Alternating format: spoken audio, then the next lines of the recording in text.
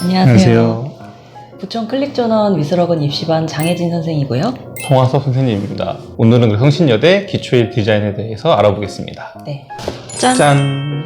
자, 요게 이제 합격한 학생의 그림인데요. 이번에 이제 소묘가 먼저 출제가 됐는데 애들이 이제 소묘에서 조금 실수들을 많이 했다라고 하더라고요. 이제 그 이유가 이 소재가 주어졌는데 이거를 공인 줄 알고 그린 아이들이 많다고 하더라고요. 중심의 위치나 그리고 안에 명암이나 이런 걸 살펴보면 안으로 이렇게 깊이 들어가 있는 물체의 컵이라는 걸 알 수 있었는데 일회용 컵, 그죠? 네, 일회용 컵인데 아마 이게 일반 종이컵 같지는 않고 정수기에 얇은 좀 길쭉한 형태의 컵이라고 예상은 돼요. 그거랑 냅킨인데 아이들은 이 컵을 인식을 못한 애들이 많다라고 하더라고요. 그 정도로 마음이 여유가 없나 봐요. 네. 우리 아이들이.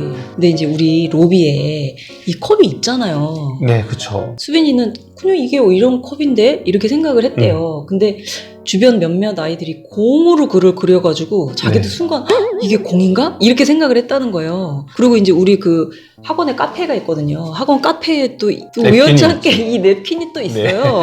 그러니까 그래서 이거는 누가 봐도 종이컵이랑 냅킨이라고 생각을 하고 했다고 하더라고요. 사실 뭐 천천히 살펴보면 그쵸. 알 수 있는 문제인데 그쵸. 그만큼 입시장에서 긴장을 한다는 것 같아요, 사실. 이렇게 자기 실력 발휘를 좀 다 하고 올 수 있는 아이들도 긴장이 되면은 힘들죠. 네, 그게 이제 그림만 잘 그린다고 해서 이게 되지는 않더라고요. 맞아요, 당연히 맞아요. 기본적으로 그림을 잘 그리는 애들이 되긴 되는데 이제 거기에 또 맞아. 강심장이라든지 네, 성향 이런 것들이 조금 이제 잘 갖춰졌을 때 맞아요. 조금 더 안정적으로 그림을 그리고 나오는 거는 같아요. 맞아요. 마인드 컨트롤이라든지 이런 게 진짜 중요한 것 같아요. 정말. 지금 보면은 이렇게 컵이랑 냅킨이 나왔는데 두 개가 명도가 사실은 비슷할 때는 특히 소묘에서는 명도밖에 없잖아요. 명도가 맞아요. 중요하기 때문에 둘 중에 하나를 사실 기본색을 약간 어둡게 하는 게 일단은 이득인 것 같고 맞아요. 그리고 냅킨이랑 이 컵을 봤을 때에는 냅킨에다가 당연히 힘을 몰아주는 게 형태도 일단 더 재밌고 그 다음에 틈도 더 많고 양감이 더 쉽게 잡힐 수 있으면서 질감도 사실 표현하기가 쉽기 때문에 네. 냅킨에다가 조금 더 시간을 더 투자를 하고 네. 컵은 거기에 그냥 밸런스에 맞게 어느 정도 해주는 게 좀 효과적인 것 같아요. 맞아요. 사실 이렇게 단조로운 게 나오면은 크기도 조금 더 약간 크게 해도 되죠. 큰 듯하게 네. 했으면 조금 더 좋았겠지만 그래도 어찌됐든 네. 네. 이렇게 작아 좀- 보이진 않으니까요. 그렇죠, 그렇죠, 그렇죠. 네. 수빈이가 지금 보면 이렇게 사실 소묘에서 가장 중요한 거는 저는 이제 형태 중요하다고 생각을 하고요. 그 다음에 두 개의 명도 네. 그리고 이제 가장 이제 많이 해야 되는 명암이 있는데 네. 그 부분들을 적당하게 해준 것 같고 맞아요. 아까 말씀하신 대로 두 개의 소재가 사실은 명도가 아주 어두운 애들은 아니에요. 그러다 보니까 그림자 처리에 조금 신경을 더 쓴 듯 하더라고요. 그래서 소묘가 이렇게 좀 깔끔하게 잘 마무리될 수 있었던 것 같아요. 자, 그럼 디자인으로 넘어가 볼까요? 이게 이제 성신여대는 난이도가 최상이었다가 또 그렇죠. 완전 기본적인 걸로 시험을 봤다가 그랬다가 많이 왔다 갔다 하는 것 같아요. 그러다가 보니까 우리가 성신여대 준비시킬 때는 진짜 막 물체 3개, 4개 막 진짜 어려운 거 그런 거를 많이 했다가 아주 갑자기 기본적인 형태. 네. 이 문제가 딱 나오자마자 아무래도 애들이 조금 당황을 했을 거란 말이에요. 그죠? 그렇죠. 이 기초 디자인이라는 게 막상 이렇게 하다 보면 어려운 소재가 나올 때랑 되게 좀 기본등에 가까운 소재가 나올 때랑 구성하는 방식이나 뭐 연출하는 방법도 사실은 차이가 있잖아요. 그쵸, 그래서 어떻게 보면 두 가지의 연습을 다 해야 될 것 같아요. 맞아요. 네, 맞아요. 사실 뭐 어려운 소재가 나오는 게 더 어렵다라고 생각할 수가 있지만 저는 기본적인 소재를 갖고 잘 그리는 게 더 어렵다라고 사실 좀 느낄 때가 많더라고요. 뭐든 쉬운 게 없어요. 네.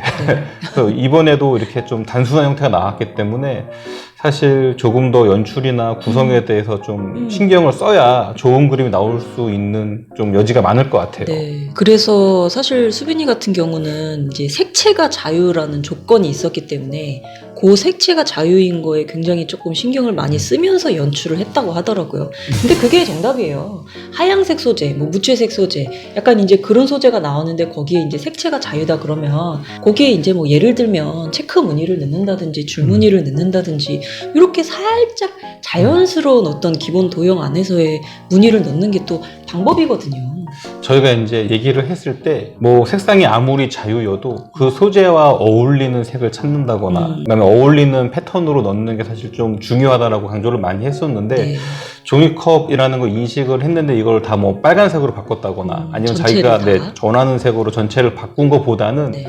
하얀색을 유지하거나 아니면은 이렇게 줄무늬를 넣는 게 훨씬 더 좀 세련돼 보이는 것 같아요. 맞아. 확실히. 이 친구는 근데 종이컵에다 줄무늬를 넣기 때문에 냅킨에다가는 특별한 어떠한 효과들을 잘 넣지 않는 것 같고 네. 그냥 형태적으로만 좀 푼 것 같아요. 네, 그리고 네, 네. 저는 이 아이의 또 약간 운이 좋았다라고 생각을 하는 게 저희가 사실은 애들이 학교를 치기 전에 그 해 전에 나왔던 기출 문제들을 굉장히 많이 이제 다뤄보는데 이때 또 공교롭게도 시험을 보러 가기 전에 맞아. 축구화랑 줄무늬가 있는 이 종이컵을 같이 연출하는 것들을 훈련을 했었는데 그쵸. 그러고 나서 이 학교를 또 보러 갔기 때문에 또 자연스럽게 종이컵이랑 줄무늬랑 연결이 또 됐던 것 같아요. 맞아요. 그것도 좀 운인 것 같고. 이게 뭐 종이랑 냅킨이니까 이렇게 구겨지기도 하고 찢어지기도 하고 보통 이제 네. 그렇게 아이들이 질감을 생각을 하잖아요. 근데 이게 이제 우리 아이들이 좀 잘 생각해야 되는 게 뭐냐면 이 난도질을 하는 거하고 이게 잘 연출을 디자인틱하게 하는 거랑 이거는 확실하게 차이가 있단 말이에요. 그래서 그림에 욕심이 생겨가지고 만약에 이제 냅킨을 막 넣어가지고 막 찢어뜨려가지고 이제 그게 본인들이 생각했을 때는 그게 이제 대단하게 이제 재밌게 연출했다고 생각을 하겠죠. 하겠지만 사실 이제 교수님들이 봤을 때는 너무 지저분해 보인다든지 그럴 수도 있죠. 네. 그럴 수 있거든요. 그런 거 진짜 조심해야 될 것 같아요. 이 친구가 또 잘한 걸 보면 종이컵을 뭐 다양한 시점에 본 것도 있지만 종이컵이라는 게 사실은 겹겹이 이렇게 쌓여 있잖아요. 맞아요. 그런 거를 기준으로 해서 종이컵의 특징을 가지고 연출을 한 것 같아서 그래서 훨씬 더 좋은 것 같고 종이컵이라는 걸 어떤 걸 담는 그런 형태이기 때문에 네. 그 안에서 냅킨이 담겨 있다라든지 네. 그 안에서 나온다든지 하면서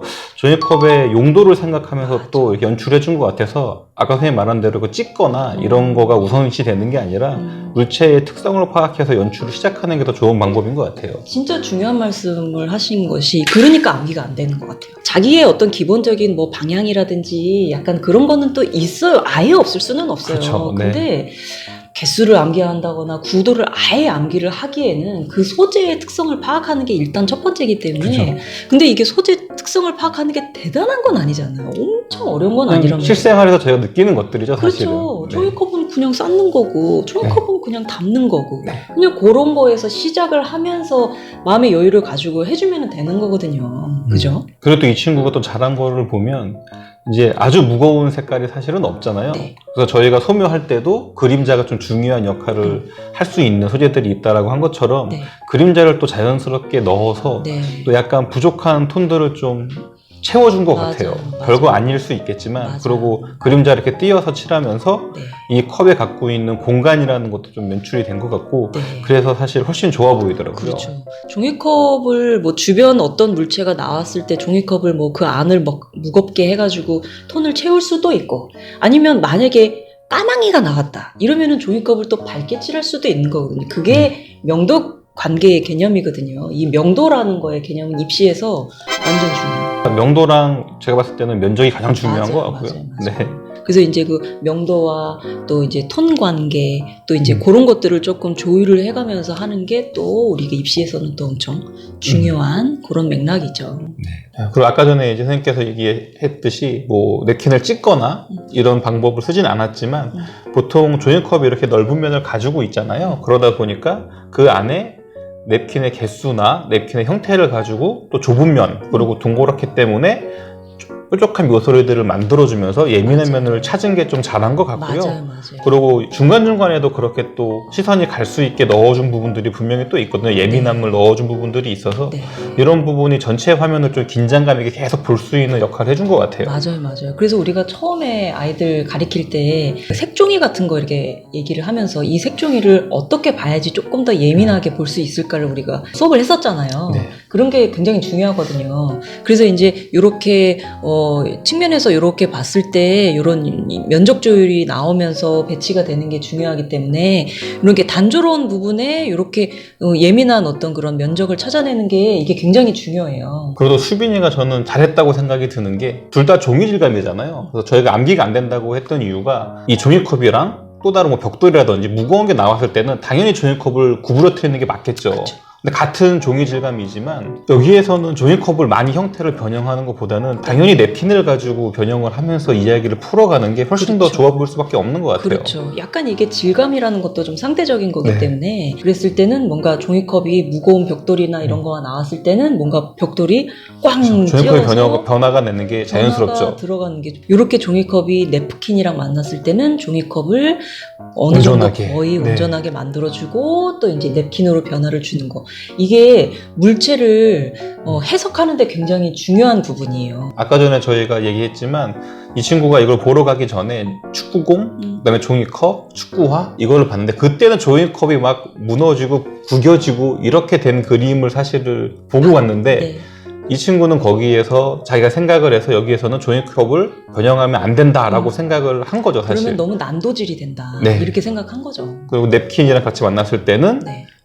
이제 종이컵 변형보다는 냅킨 위주로 변형을 하겠다라고 네. 컨셉을 딱 잡고 한 것 같아서 네, 네. 그래서 또 좋은 결과를 얻지 않았나 맞아요. 이런 생각이 들더라고요. 맞아요. 그림을 그리기 전에 물체에 대한 분석이랑 컨셉, 여러 가지 색이라든지 어떤 배치라든지 이런 컨셉, 심지어는 이런 면적 조율의 컨셉, 그런 것까지 다 계획을 하고 들어가야지. 그렇지 않으면 자기가 암기된 구도에 그냥 끼워 맞추시게 되다가 보면 운을 발해야 되잖아요. 네, 맞아요. 그런 건 참 어려운 것 같아요. 그리고 색 얘기를 하셨으니까 이제 냅킨이 약간 이제 노란색 계열이다가 보니까 또 자연스럽게 보색 계열인 블루를 써준 것도 좀 네. 노란색을 선명하게 보이게 해주는 또 맞아요. 원리인 것 같고 네, 아까 네. 선생님이 얘기한 대로 너무 고체들도 많이 쓰면 그림이 촌스러워질 수 있거든요. 그쵸. 그러다 보면 냅킨을 또 노랑으로 칠해도 되긴 되지만 이거는 자연스럽게 이 색으로 칠해주는 게 그쵸. 훨씬 더 자연스러운 것 그냥 같아요. 파레트에 있는 노랑, 파레트에 있는 파랑을 그냥 바르는 거는 좋은 방법이 아니거든요. 네, 그래서 그렇죠. 분명히